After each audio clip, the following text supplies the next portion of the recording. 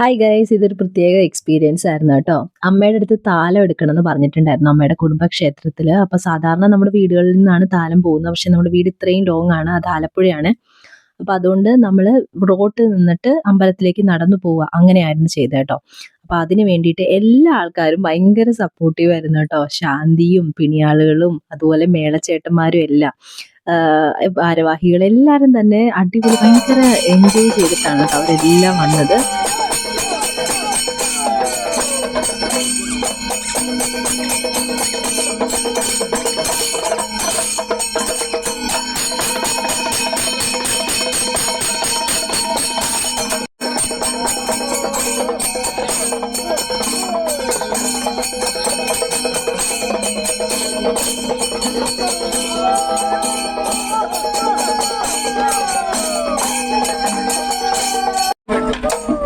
എല്ലാവരും